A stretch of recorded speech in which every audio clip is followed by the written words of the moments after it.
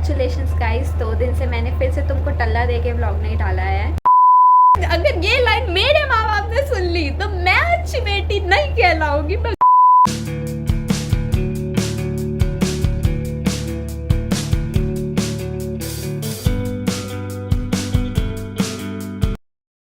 Hello guys, नमस्ते, welcome back to my YouTube channel. This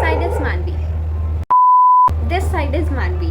I hope आप सब ठीक होंगे, अच्छे होंगे और आपके घर में सब कुशल मंगल होगा। कैसे हो भाई लोग, कैसे हो? मैं तो खराब हूँ।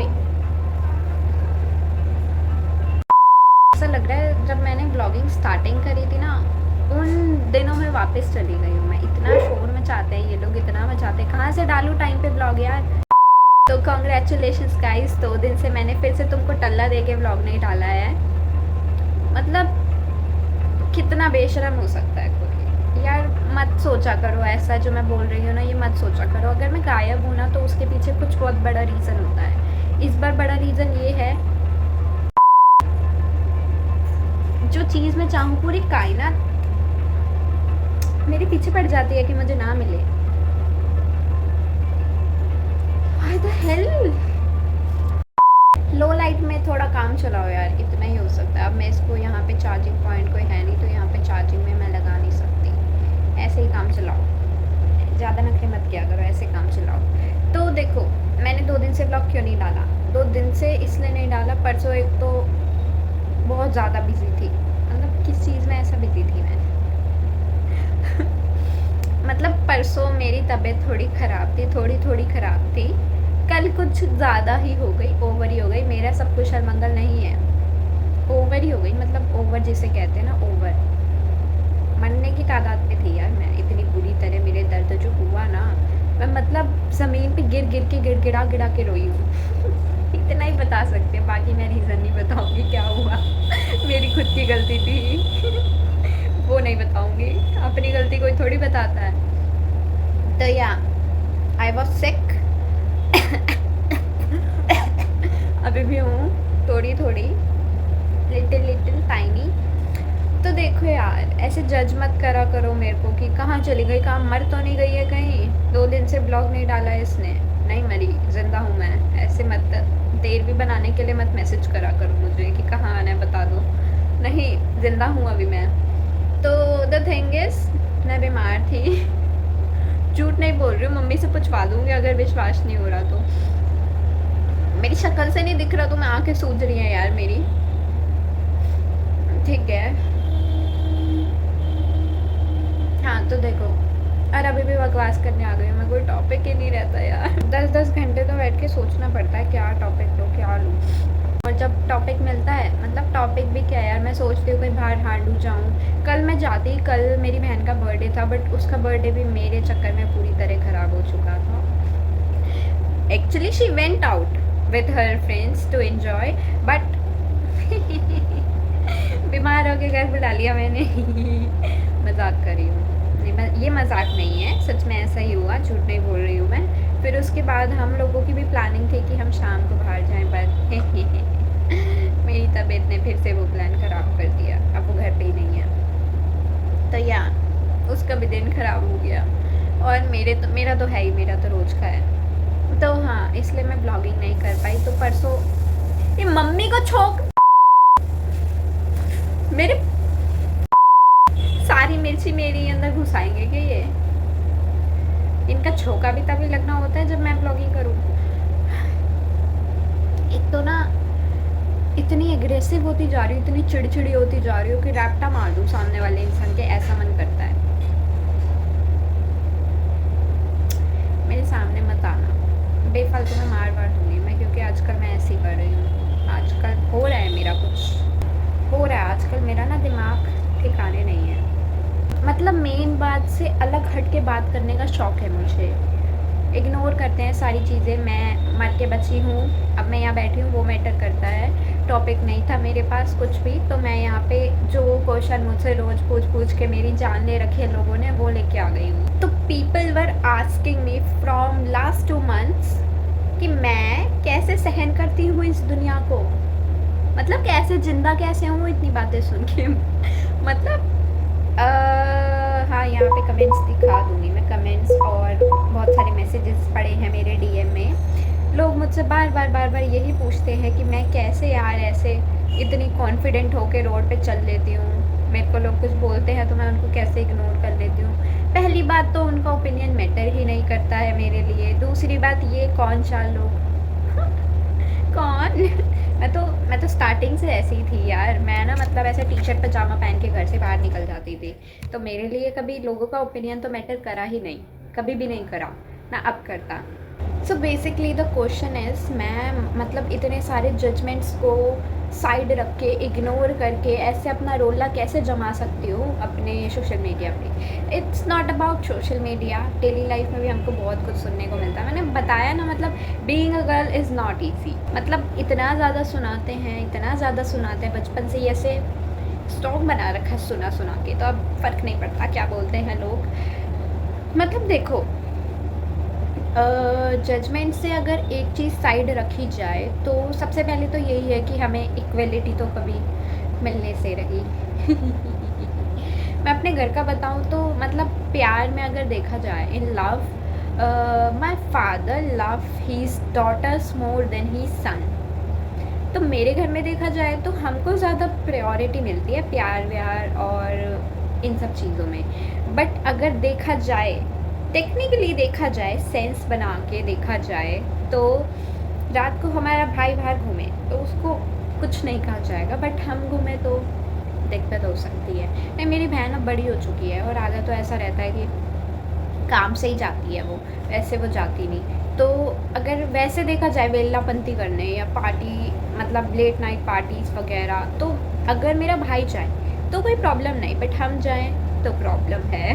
तो दिस इज़ द पॉइंट कि मतलब बहुत सारी जगह मिल गई है इक्वलिटी, बट बहुत सारी जगह अभी भी रह रही है, और that is not bad thing. मैं ऐसा नहीं कह रही हूँ कि उनका ओपिनियन गलत है, ऑब्वियसली नहीं है, वो बहुत ठीक है अपने प्रूफ से। क्योंकि जिस हिसाब से इंडिया की सराउंडिंग है, जिस हिसाब से इंडिया के लोग हैं, कोई भी पेरेंट अपनी लड़कियों को घर से बाहर नहीं भेज सकता यार 7 बजे के बाद। मैं खुद मतलब मेरे अगर कभी भी इन फ्यूचर बच्चे होते हैं और उसमें से एक लड़की होती है और मैं इंडिया में रह रही हूँ, तो बिल्कुल नहीं बाबा नहीं, 8 बजे के बाद घर से बाहर नहीं भेजूँगी मैं। मुझे पता है मतलब दिल्ली के सराउंडिंग और यहाँ के लोग कैसे हैं। जहाँ मैं रहती हूँ मुझे वहाँ का पता है, बाकी का भी मुझे पता है यार, बहुत सारे केसेस आते रहते हैं ऐसे ही रोज़। तो या मतलब वो इसलिए हमको मतलब हमारे भले के लिए ही, तो इक्वलिटी उनकी तरफ से बराबर है, पेरेंट्स की तरफ से बराबर है। वो कभी भी ऐसा अनइक्वल नहीं सोचते हमारे बारे में। बट यहाँ के जो लोग हैं, अगर वो ऐसी चीज़ें करना बंद कर दे तो हमारे पेरेंट्स भी फिर अच्छा सोचेंगे ना, तो हमको वो वाले राइट्स मिल पाएंगे। बट वही चीज़ है यार, ऐसा तो होने से रहा, इसलिए आई प्लान कि मैं इंडिया ही छोड़ दूँगी 12th के बाद। बट मेरा व्लॉगिंग चैनल चल गया, अब कहाँ से चल। पर अभी भी मतलब इतना फेडअप हो जाती हूँ ना चीज़ों से मैं कभी कभार कि नहीं रहना यार, नहीं रहना। मतलब लोग ऐसे कभी कभार घूमने लग जाते ना, ऐसे मैं ऐसे रोड पे लेट के, नहीं मम्मी नहीं रहूँगी मैं तो होता है ऐसा कभी कभार। और अभी भी ऐसा नहीं है कि मेरा प्लान पोस्टपोन्ड हो चुका हो। जिस हिसाब से तुम हमें ट्रीट करते हो, 99% है कि मैं नहीं रहने वाली यहाँ पे इन फ्यूचर।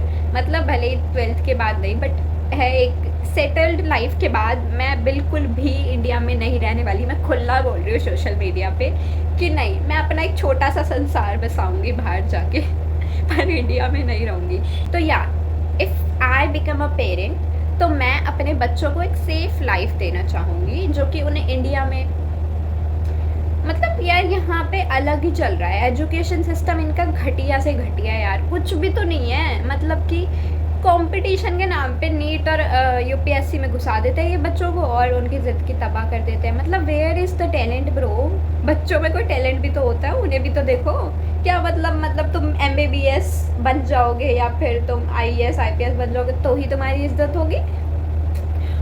मतलब एज अ यूट्यूबर मैं खुला बोल रही हूँ ये चीज़ कि अगर तुम एक मतलब जिन यूट्यूबर्स के लाखों में सब्सक्राइबर हैं, उनकी तुम मंथली इनकम देखो तो शायद इज़्ज़त उन्हें ज़्यादा मिल रही है, क्योंकि एक आईएएस अंडर होता है एक स्टेट में, एक स्टेट को 4 आईएएस मिलके चलाते हैं तो चारों के पास इक्वल पावर है ना। यहाँ पे हम पूरा मतलब सोशल मीडिया जो हमारे फैंस बने हुए हैं उन्हें चला रहे हैं, अकेले चला रहे हैं। क्या इज्जत, टॉकिंग अबाउट रिस्पेक्ट, मतलब कहाँ से गट्स आ जाते हैं ये बोलने के कि मतलब सिर्फ तुम्हें इन्हीं फील्ड में रिस्पेक्ट मिलेगी। It's not all about YouTubers, मैं सही सही बता रही हूँ। Artist, musicians, actor, actresses, models, इज्जत नहीं है। शाहरुख खान के घर के सामने जाके देखो यार, पता चल जाएगा। ऐसे हाथ घुमाता है ना वो, करोड़ों पब्लिक ऐसे गिरी हुई मिलती है।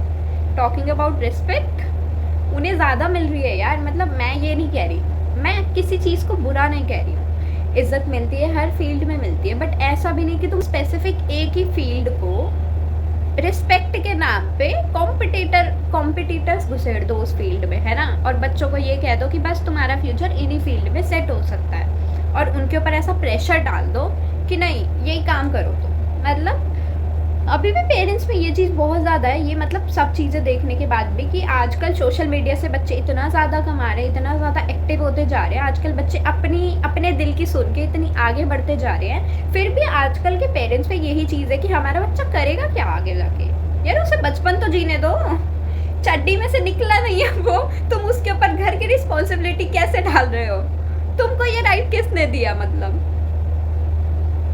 वैसे तुम बात करते हो कि मतलब बच्चा बच्चा रहना चाहिए, बच्चे को बच्चे जैसी हरकतें करनी चाहिए। जहाँ बच्चा 18 का हुआ उसे मतलब बातें सुनानी चालू कर दो कि अपनी रिस्पॉन्सिबिलिटी संभालो, थोड़े मैच्योर बनो। मतलब व्हाट द हेल, तुम लोगों के दिमाग में हो क्या रहा है? मतलब और ये चीज़ तो मैं हर एक पेरेंट्स से बोलना चाहूँगी कि स्टॉप प्रेशरिंग अस भाई। इवन मैं अपने पेरेंट्स से भी बोलना चाहूँगी, मेरे को पढ़ने के लिए मत बोल, चप्पल पड़ेगी मम्मी की।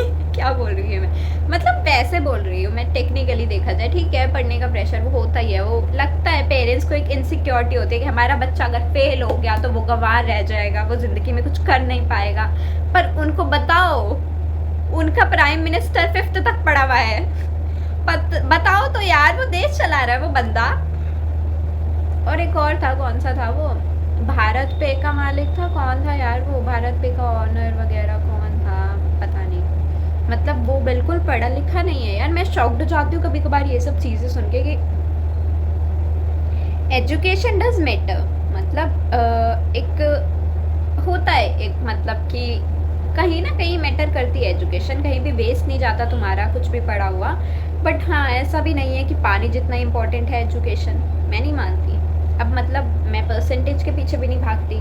पहले आई वॉज द किड कि हाँ परसेंटेज बहुत मैटर करती है, क्योंकि मेरे दिमाग में भी यही सब चीज़ें भरी हुई थी ना। But now I can say मुझे फेल, सॉरी मम्मी वो ब्लॉग के लिए बोलना पड़ता है। नहीं नहीं, आई डिडंट मीन दिस मत मारो मुझे चप्पल से। देखो नहीं, ऐसा फेल का भी नहीं है तो कुछ ज़्यादा हो जाए, बट वैसे बता रही हूँ मैं। अगर हो कर भी दे तो मैं इतना दुखी नहीं होंगी। मेरे माँ बाप होंगे वो अलग बात है, मुझे घर से भी निकाल दिया जाएगा, बेघर हो जाऊँगी मैं, सच बता रही हूँ। तो मैं तो नहीं होंगी, पर जजमेंट्स ज़्यादा ही साइड कर दी है मैंने कुछ, कि अब मैं ज़्यादा ही, मतलब द होल पॉइंट इज, घुमा फिरा के बातें यहीं आ जाती हैं कि मत करो यार, बस पढ़ाई को टारगेट मत करो। बच्चे का पैशन, बच्चे की तो सुनो, उसे करना क्या है, उसकी खुशी किस चीज़ में है। मैं शायद वो ही चीज़ कर रही हूँ जो मैं करना चाहती थी पहले। अभी कुछ 10-15 दिन पहले, 10-15 दिन तो ज़्यादा बोल दिया, 5 दिन पहले मेरी एक स्कूल मेट का फ़ोन आया मेरे पास। तो शी वॉज टेलिंग मी कि तेरा कितना रोला हो रहा है स्कूल में, जब तूने बाल कटाए थे तो बच्चे बहुत ज़्यादा बातें कर रहे थे तेरे बारे में कि इस बंदी ने देख व्यूज़ के लिए क्या कर लिया, ऑल दैट शिट, ठीक है। फिर उसके बाद शी टोल्ड मी कि अब तेरा रोला इतना बन रहा है, जब तेरी रील मिलियन में चली गई, अब सब बोल रहे हैं देखो भाई ये हमारे स्कूल की बच्ची है कितनी फेमस हो रही, टोटली शिट। तो मतलब, और फिर उसके बाद वो मेरे को कहती है भाई तेरा ना बहुत एक अच्छी चीज़ मुझे ये लगी, एटलीस्ट तू फॉलो कर रही है अपने पैशन को। स्टार्टिंग से तूने बोल रखा था कि तेरे को मतलब ऐसे मॉडलिंग वगैरह या सोशल मीडिया में ज़्यादा इंटरेस्ट है, तो at least you are following that thing. तो हाँ, मेरे को एक सेटिस्फेक्शन है अपनी लाइफ से कि मैं वो कर रही हूँ जो मैं चाहती थी। मतलब मेरा है यार, 3 साल पहले भी मैंने एक चैनल बनाया था, मतलब यही चैनल बनाया था, फिर उसके बाद मैंने वीडियोस डिलीट वगैरह कर दी। वहाँ पे भी मैंने ब्लॉगिंग वगैरह करी थी, मतलब मेरे को था यार बहुत पहले से इंटरेस्ट था, मेरे को मज़े आते थे यार, ये दीदी ये भैया कैसे बोलते हैं, कितने कूल डूड लगते हैं ना ये, इनके सब्सक्राइबर इनको ऐसे ऐसे कमेंट करते हैं, कितना मज़ा आता होगा, इनकी फ़ैन फॉलोइंग है। जब तुम फेमस होने के बाद अपना हाथ ऐसे बाहर रेस करते हो तो लोग ऐसे पागल हो जाते हैं, क्या कर दिया क्या कर दिया। तो I love that thing so much, मतलब मैं क्रेजी हूँ उस चीज़ के लिए बचपन से ही, क्योंकि आई एम मूवी पर्सन, कि मतलब मैं बहुत ज़्यादा बॉलीवुड में रही हूँ, बहुत ज़्यादा हर एक पिक्चर देखी है भाई। मेरे घर वालों ने मेरा नाम पिक्चर रख दिया था, इसके मतलब इसकी वजह से बस मेरे घर वालों ने मेरा नाम पिक्चर रख दिया था। Can you imagine, picture picture बुलाते थे मेरे को। तब मैं 9th ग्रेड में थी, 5th ग्रेड से रख रखा था 5th ग्रेड से रख रखा था एक डेली एक पिक्चर।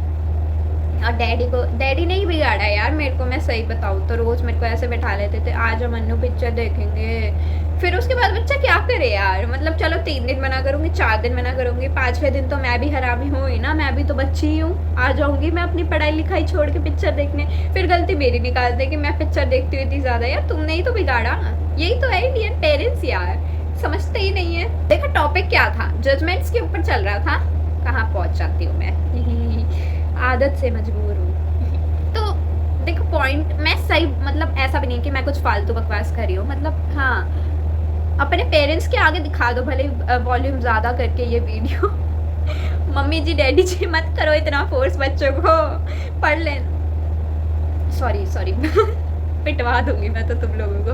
मतलब सिर्फ पढ़ाई ही नहीं मैटर करती, और ना ही पढ़ाई ही बच्चे को बहुत आगे, अरे देखो पढ़ाई की एक्सपेक्टेशन भी उस बच्चे से करा करो, ये वाली लाइन सुनो पढ़ाई की एक्सपेक्टेशन सिर्फ उस बच्चे से करनी चाहिए जो पढ़ने में बहुत ज़्यादा अच्छा है।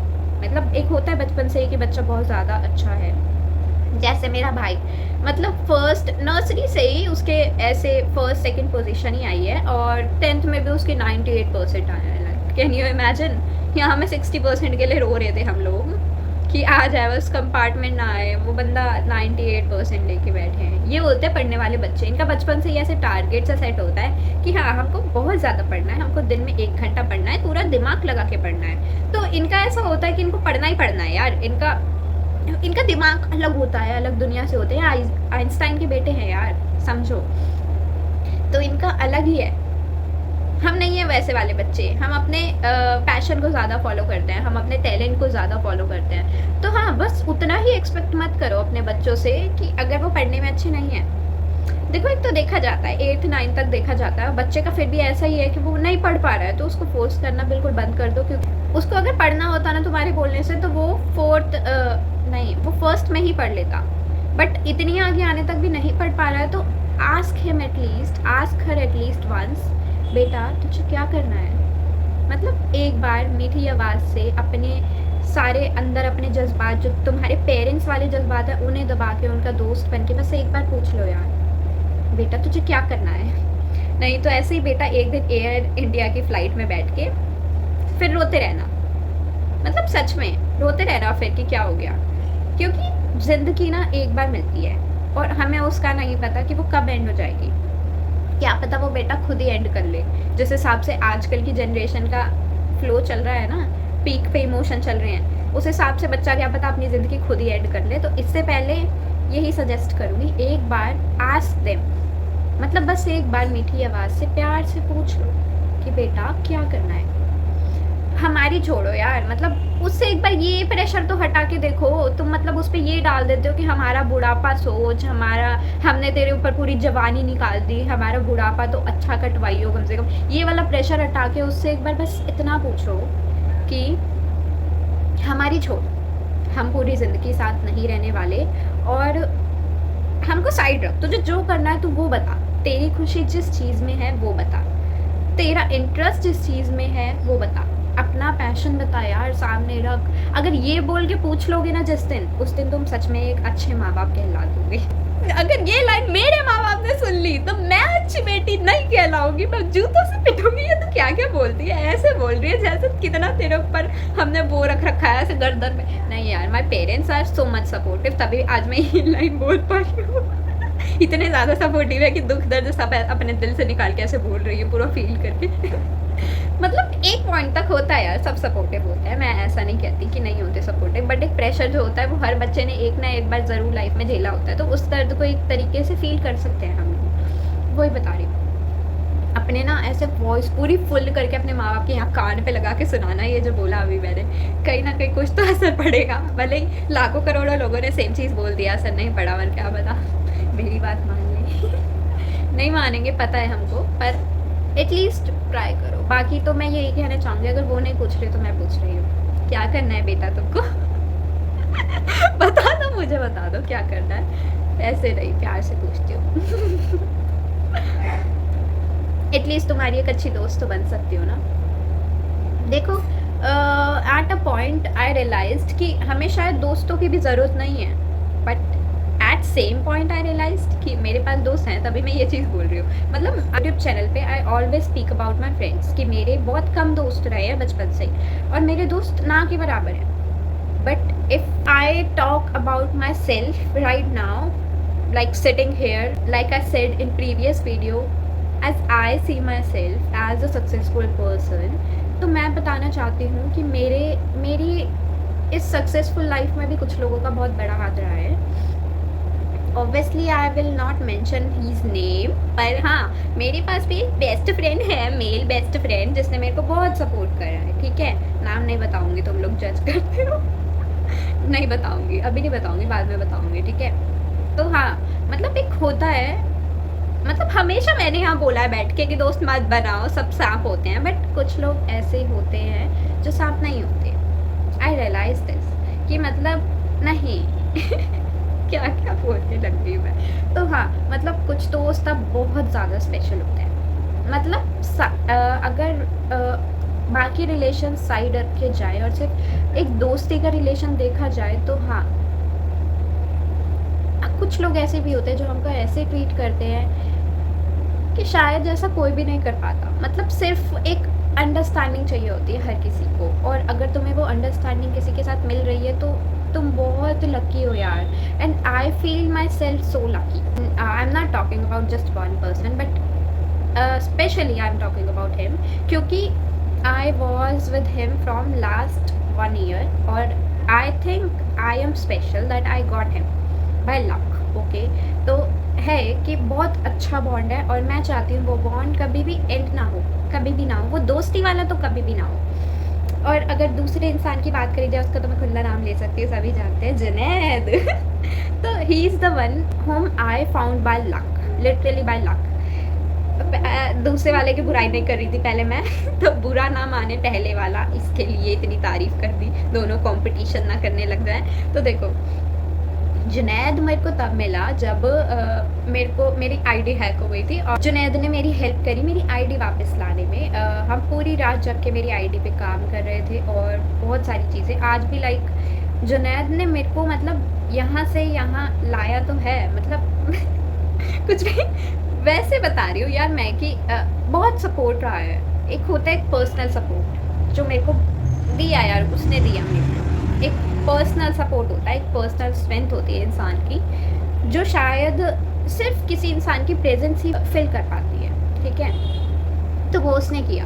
जुनैद मतलब जुनैद का ऐसा सपोर्ट रहा है कि हम बहुत दूर रहते हैं, एक तो वो अलग स्टेट में, मैं अलग स्टेट में, सभी दूर रहते हैं यार, कोई ऐसे पास तो है ही नहीं। मेरे जो पास थे वो सारे सांप निकले। तो ऐसे सबके साथ ही लॉन्ग डिस्टेंस है, और सच में बेस्ट रहता है। Long distance friendships are so best, मतलब जितना मैंने रियलाइज़ किया है। तो Junaid is one of them कि मतलब ज़्यादातर एक तो फीमेल बेस्ट फ्रेंड से तो मेरा ऐसे ट्रस्ट ऐसे उड़ सा गया है। अब मेल बेस्ट फ्रेंड से मेरा रहा है कुछ पिछले साल से मेरा थोड़ा ट्रस्ट बनना चालू हो गया था, और अब तो ऐसे बड्डी वाला हो गया है, चड्डी बड्डी। तो या मतलब एक होता है, पॉइंट होता है हमारी लाइफ का जब हमारा ऐसे फ्रेंडशिप से ना पूरा हट जाता है। और मेल फ्रेंडशिप से तो मेरा एकदम बहुत गंदी तरह वाला हटा कि नहीं, अब लड़के तो मेरे को दोस्त नहीं बनाने हो। कृष्णा की बात अलग है, वो मेरा चाइल्डहुड बेस्ट फ्रेंड है, तो उसके बारे में तो मैं नहीं बोलूँगी। बाकी वैसे कि मैं लड़कों को अपना दोस्त नहीं बनाती थी, और लड़कियों को बनाने लग गई तो लड़कियों ने अपने रंग दिखाने चालू कर दिए। एक तो लड़कियों को मैं बचपन से ही नहीं बनाती थी, दूर हट यार बहन, तेरे अंदर से ना मेरे को सांप की बू आती है। मतलब पता चल जाता है यार धोखा दे के जाएगी।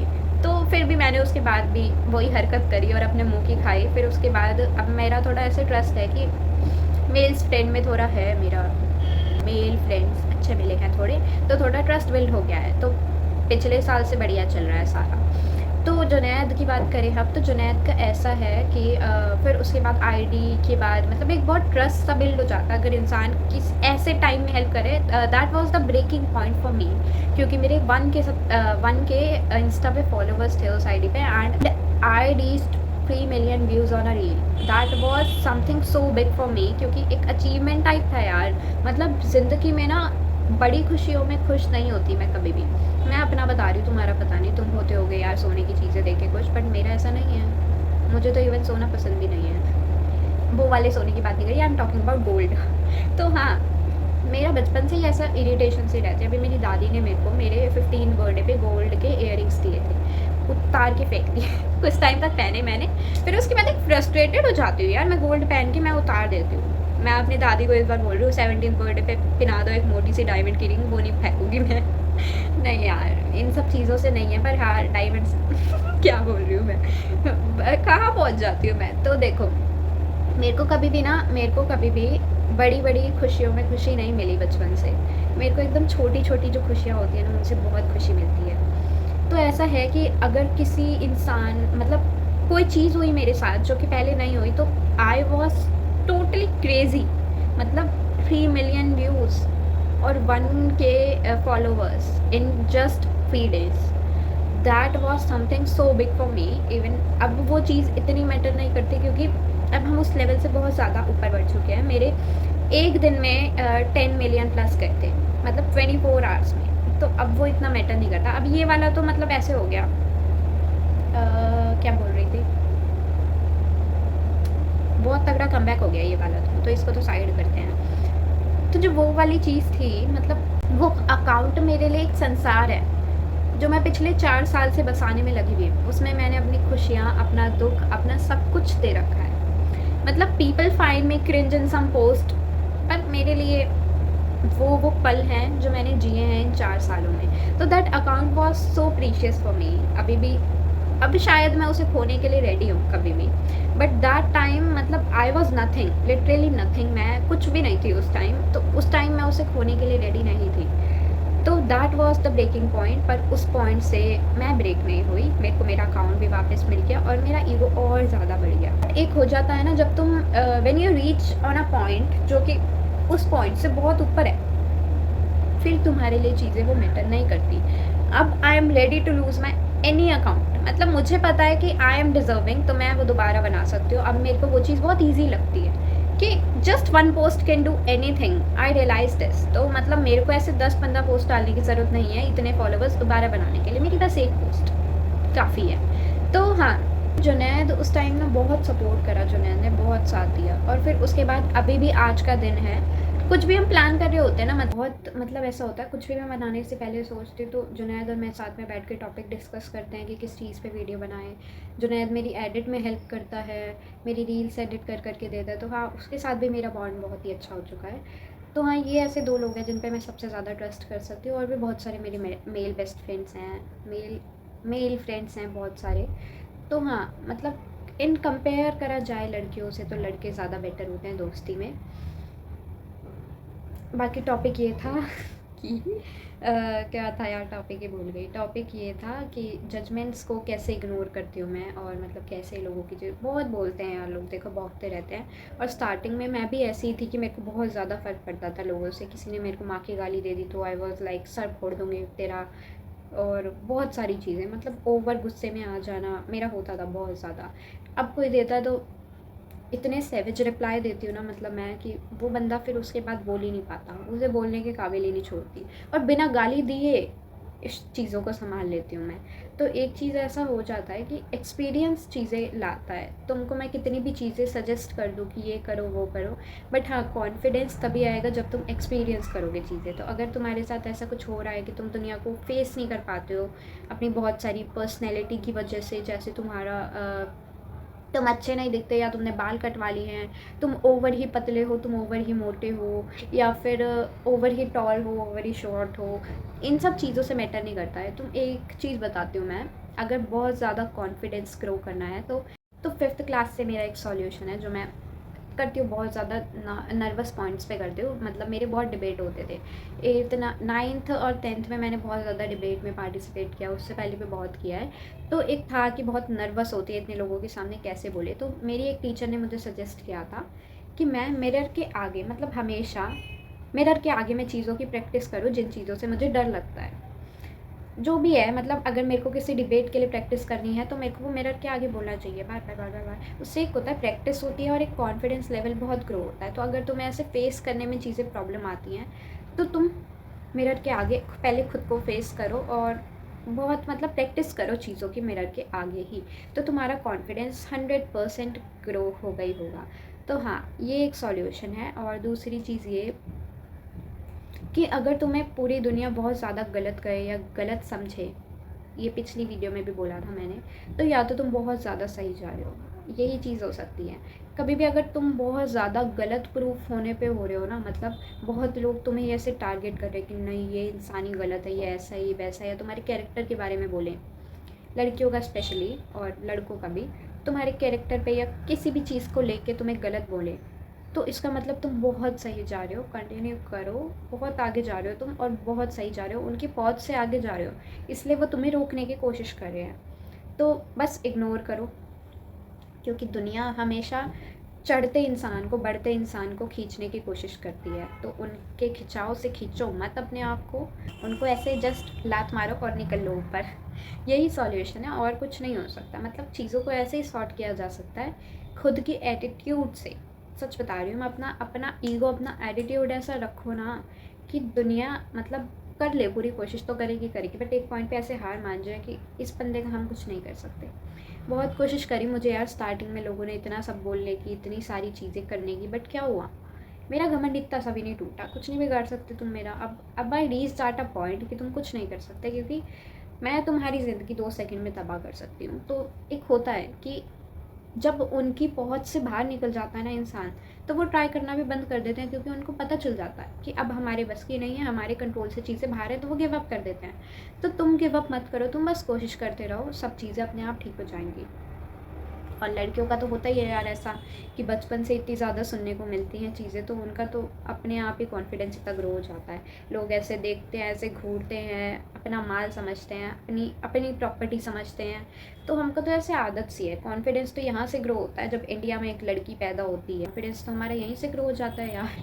जब चीज़ें इतनी ज़्यादा सुननी पड़ती हैं, लोग ऐसे देखते हैं, इतनी गंदी नज़रें डालते हैं हम पे, उन सबको इग्नोर करना सबसे मुश्किल चीज़ होती है। बट वो चीज़ें जब कर लेता है इंसान, तो ये सब मैटर नहीं करता। माँ बहन की गाली क्या ही मैटर करती होगी, जो उनकी नज़रें करती है हमारे साथ, तो नहीं होता। तो सॉल्यूशन बस एक ही है, जस्ट इग्नोर देम, और चीज़ें ऐसे हैंडल करो कि तुम्हें देख के ऐसा ना लगे कि तो एक और ये सॉल्यूशन है कि मतलब ओवर रिएक्ट मत करो चीज़ों को लेके, क्योंकि जब कोई तुम्हें एक गाली देता है, तुम गुस्से में अगर 4 दे देते हो, तो उसका मकसद वहीं पे पूरा हो जाता है। उसका जो मिशन है तुम्हें चिढ़ाने का, तुम्हें किलसाने का, क्योंकि देखो ये लोग तो वेले बैठे हैं, ये चाहते ही हैं कि तुम चिढ़ो उनकी बातों से, तुम ओवर रिएक्ट करो और तुम अपना मत्था मारो घंटा घंटा भर उनके ऊपर। तो वो तो चाहते ही हैं, पर अगर तुम वहाँ पे उनकी एक गाली का 4 गाली से रिप्लाई दे देते हो, तो तुम वहाँ हार गए बॉस। तो यही एक काम करो कि 4 गाली मत दो, क्योंकि 4 गाली की ज़रूरत है ही नहीं। तुम एक वर्ड बोल के उनको वहीं पे डिस्ट्रॉय भी कर सकते हो, क्योंकि वो ऑप्शन भी होता है। सेवेज बनो, समझ रहे हो, बैडी बनो और वैसे ही रिप्लाई दो, तो चीज़ें ऐसी सॉल्व हो सकती हैं। अगर तुम्हें इग्नोर करना नहीं आता, तो तुम ऐसे रिप्लाई दो कि बंदा सामने से दोबारा मैसेज ही ना करे, दोबारा कमेंट करने की हिम्मत ना हो, उसे पता हो कि किस इंसान से पंगे ले रहा है। यही सॉल्यूशंस हैं। बाकी कोई भी डाउट है तो मैं तो हूँ ना। आज की वीडियो में बहुत ओवरिश हो रहा है, बट मैं कुछ नहीं कर सकती। थोड़ा इग्नोर करना, क्योंकि पहले भी करते ही थे, इस बार भी कर लो। बाकी thank you for watching my this vlog. तारा, bye bye, love you all. मिलते हैं मेरे नेक्स्ट व्लॉग में मिलेंगे नेक्स्ट। तारा, जल्दी आऊँगी इस बार, अगर बीमार नहीं पड़ी दोबारा तो। बाय।